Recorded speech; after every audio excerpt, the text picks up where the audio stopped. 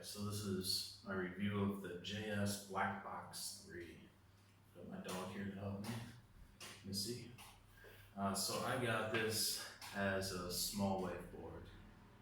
I used to have a step up that I used as my small wave board. Then I took it out in some really big surf and I snapped it. So now I needed a new small wave board and I got this thing, which JS says is supposedly for 1 to 5 feet, something like that. And yeah, so I've been taking it out, riding it the last week here. I've taken it out to Uluwatu and Dreamland with the A-frame, and my impression is that I like this board a lot. It's really nice. First off, I think JS is a really good manufacturer, really good quality boards. The glassing always feels great. Quality of the boards, it's got the carbon fiber along the stringer. I think they look great. So I really like JS. If I had to choose like one shortboard manufacturer, shaper that I could ride for the rest of my life, it'd be JS. So yeah, this board, let's look at some features here.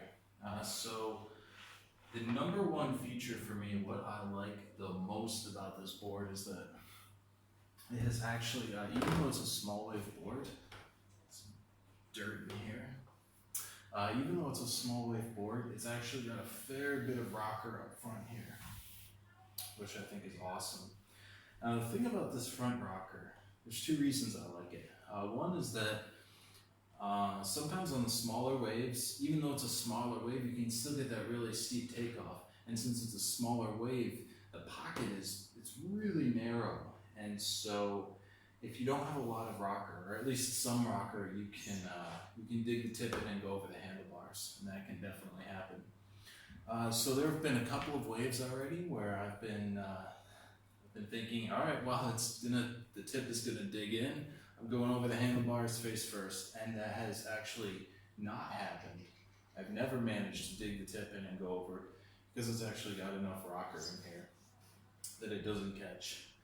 And so the second reason, that's good on the small waves when you've got that really narrow pocket that you have to fit in. The second thing is that this rocker helps a lot when the waves are bigger. So although this is supposedly a short wave board, I've been taking this out in some fairly big surf. I was at Uluwatu yesterday. It was, I don't know, 8 or 9 feet on some of the bigger ones. And this thing was great. It was flying down the line. It's enough rocker here. It felt fine. It's supposed to be a small wave board, but I think you can definitely push it a lot higher.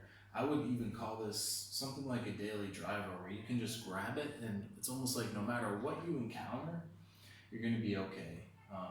Even if it was double overhead, like I would never grab this. This wouldn't be my double overhead board. But if I got out there and I'm like, holy shit, some insane swell came in that we didn't predict, and it's double overhead, I would definitely ride this in that.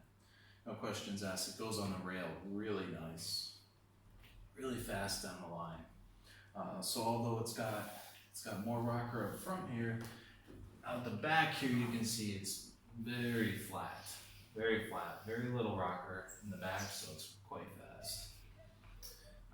Now looking at the tail shape here, this is kind of interesting. I have never had a swallowtail board like this before. This is my first one.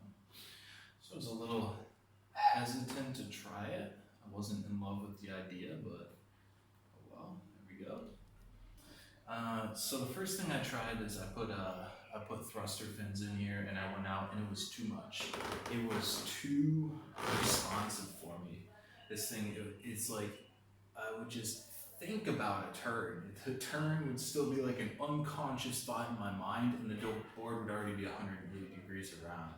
It was just like the volume was up to 11 on the turning, which I can understand how that could be really cool for like a more technically advanced surfer who is doing whatever, off the lips, is that what they call them? Off the lips and doing all those crazy turns. I am not that technically advanced surfer. I cannot do that.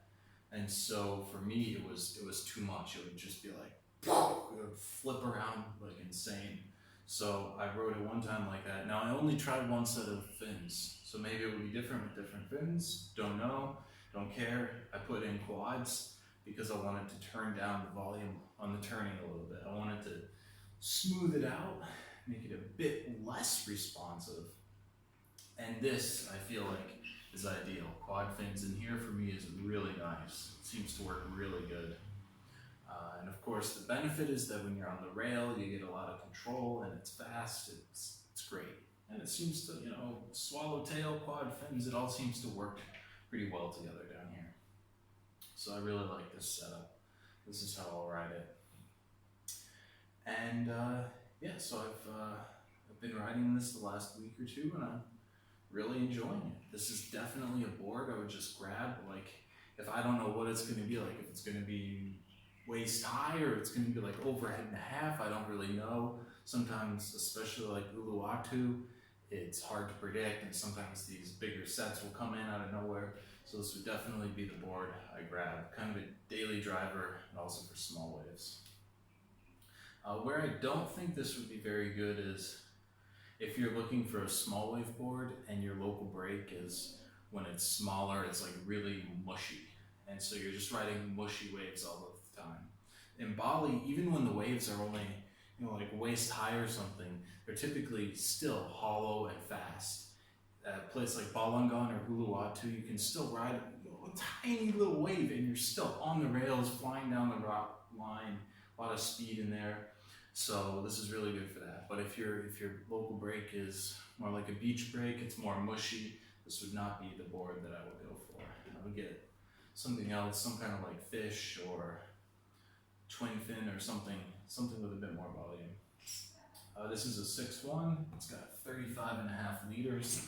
I would actually, if I was buying this new, I think I would go up to a 6.2. I think it has like 37 liters. I really like to have a lot of liters in my small wave board. That's just personal preference. I know that some people would say 37 liters is way too much. So, your preference. Overall, I like this board. I'm happy I got it. I was able to buy it used in the Facebook group here. I think it's great. I think it looks great. And I'm looking forward to riding it a lot through the entire rainy season here when the waves are smaller.